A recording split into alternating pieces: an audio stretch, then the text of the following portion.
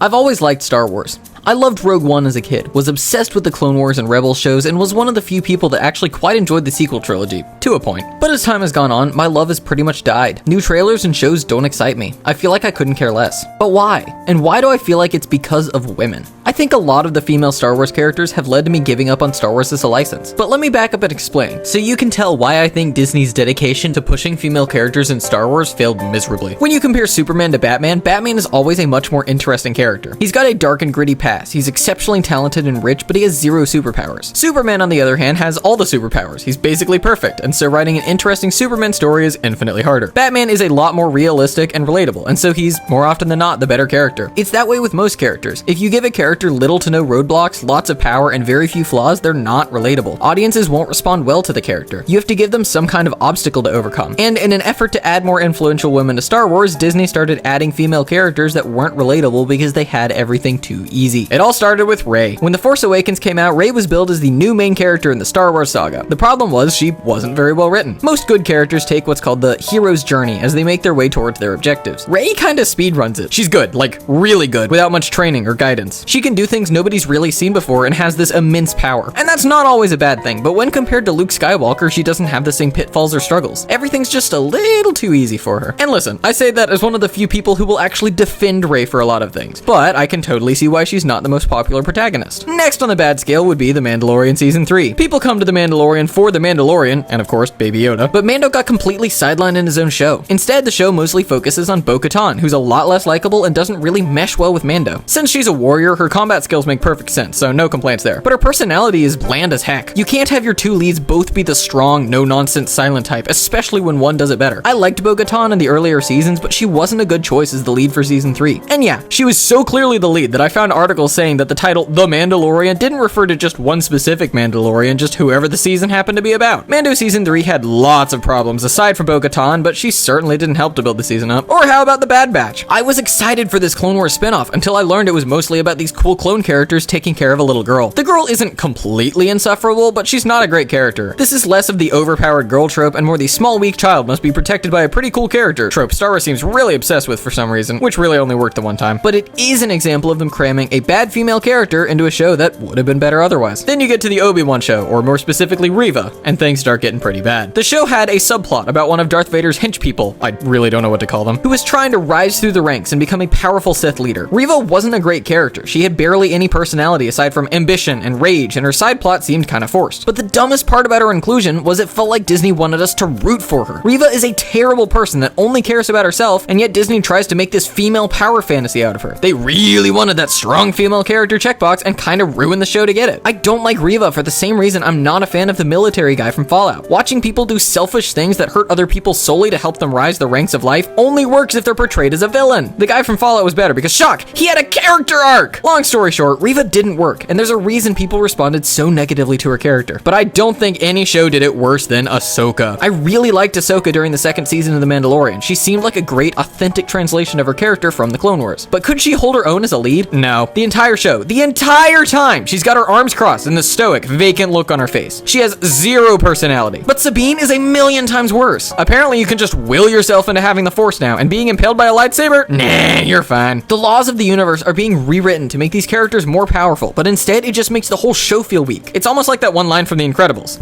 And when everyone's super, no one will be. I only watched 2 episodes of Ahsoka. I couldn't stand it. And will it get any better anytime soon? I don't think so. That Clone Wars spin-off, The Acolyte, and the upcoming Rey movie are all female-led, which for Star Wars so far has just been a fancy way of saying badly written. That one clip from the Rey movie director proves to me exactly why I should stay away from it.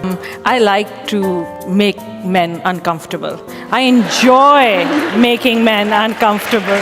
As for the Mandalorian and Grogu movie, I just don't care. Mando Season 3 tanked my love for the show, and I genuinely couldn't care less at this point. But creating horribly written female characters is only one way Star Wars is shooting itself in the foot right now. An easy way to make something seem better is to make the alternative seem worse. And so, for the benefit of women, Star Wars has systematically made all of the men worse. The main characters people loved from the original movies were all ruined. Luke Skywalker and Obi-Wan became joyless hermits, broken by their past failures. If anyone watched the Obi-Wan show without seeing the Clone Wars or the prequel movies, they'd probably hate his character. He has no joy joy, no personality, there's nothing fun about him. Luke still has a bit of zing to him, but is also mostly a broken shell of himself. And then Han Solo abandoned his wife and returned to a life of crime because he was scared. The heroes we loved, the men Star Wars was built on, are now weak. The reason I say the men Star Wars was built on is because the only character that hasn't given up is Leia. She's looked at in a much more positive light than the guys. The sequels make it pretty clear she's the strongest willed character of all, even when it makes absolutely no sense. Are you starting to see what I mean about Star Wars bending rules to benefit women? It's not much better when you look at the new male characters either. Poe is a snarky, self-confident hotshot who's looked down on by the women that were right the whole time. Finn is an interesting character at first, but gets sidelined and really serves no purpose after episode 7. And Kylo Ren, I love Kylo, but he's the Sith equivalent to a whiny brat that throws constant temper tantrums. Kylo at least eventually gets his redemption arc and services the story well, but is then written out. And then there's the Mandalorian, who is an incredible character, again, until season 3, where he becomes a side character in his own show, which makes enough sense but isn't fun to watch. Season 3's writing just makes him feel less impactful. And Boba Fett is still great in my opinion, but many fans hate how old and frail this new version of Fett is. Again, these characters are all weak or weaker than they originally were. It feels like most male characters in Star Wars now have to have their hands held by women, or they get written out after they finally overcome their problems. Star Wars doesn't want to have strong male characters anymore. And you know what? It wasn't always this way. Back in the day, Star Wars did female characters right. Ahsoka in the Clone Wars was a fantastic character who had struggles, victories, and overall character growth. She was fun and quippy, and the dynamic she and Anakin shared was great. More recently, Jyn Erso from Rogue One was pretty great too. Her motives made sense. She was capable without being overpowered, and she was the kind of character you rooted for. And the other strong female character I thought fit the Star Wars vibe perfectly was Cara Dune. She was powerful, well written, and had more personality than most of the characters we've gotten since. All of these characters are done for. Jyn Erso served her purpose well, so I'm fine not seeing her again. But Ahsoka's personality and character was ruined in the translation to live action, and Cara Dune doesn't exist anymore according to Disney. And then the original Princess Leia was far more than your Princess Peach type damsel in distress. She was smart and extremely capable. Star Wars can do female characters right. It's just been a while. And then finally, other non-Star Wars shows do female characters right. Silo's Juliet Nichols had personality, flaws, and character growth. You didn't support her because of how awesome she's supposed to be. You supported her because you cared about her struggles and wanted her to solve the mysteries. She was extremely capable while also being extremely human. A balancing act Star Wars can only hope for. Or maybe we should talk about Severance's Helly, who's sarcastic without being overwhelmingly snarky and acts as the voice of reason and sanity during a lot of the weirder scenes. She also has flaws, a necessary component for making a good character. Then there's the Queen's Gambit, where you follow Beth Harmon as she ruins her life with substance abuse. She's basically a chess prodigy who's automatically better than most of the men around her, but the show doesn't make the guys useless or mean-spirited. And Beth's absolute dominance of the chess scene is balanced by her growth as she learns how to fight her addictions. Heck, I'm one episode into Fallout, and already the main girl is better than any female Star Wars character from the last 5 years. I'm recording this after finishing Fallout, and yeah, I can confirm she's pretty great. Good female leads are everywhere, and yet Star Wars would rather make powerful women than well-written, relatable, interesting characters. And Disney knows it too. They'll tease their new shows by showing you flashes of your favorite characters, the characters you'd actually want a show to be about, but then they only show it for a minute or so, and the badly written girls take the spotlight. I feel like Marvel's going through a similar problem right now, where they're systematically replacing the characters we love with newer, lamer versions and expecting us to just accept it. But even then, I'm not as fed up with Marvel as I am with Star Wars. I thought Guardians 3 was great, and if they make a 4th Spider-Man, I'd totally watch it. But even if Star Wars announced a Darth Maul show tomorrow, I wouldn't care, because we all know that Maul would be portrayed as a loser, or that it would actually be about the Sisterhood of the Night or Asajj Ventress and how superior they are. Marvel is dying, but Star Wars is long dead. So at the end of the day, did women kill Star Wars? Not exactly. Bad writing killed Star Wars. Poorly developed characters without flaws or character growth killed Star Wars. The systematic ruining and weakening of the characters people loved killed Star Wars. The love and excitement I used to have at every new announcement has been replaced by absolute apathy. So yeah, at the end of the day, I just don't care about Star Wars anymore. But those are just my thoughts. What are yours? Do you still care about Star Wars? And if not, what killed it for you? And I especially want to hear from the girls in the audience. Do you get what I'm trying to say, or am I way off? Tell me in the comments.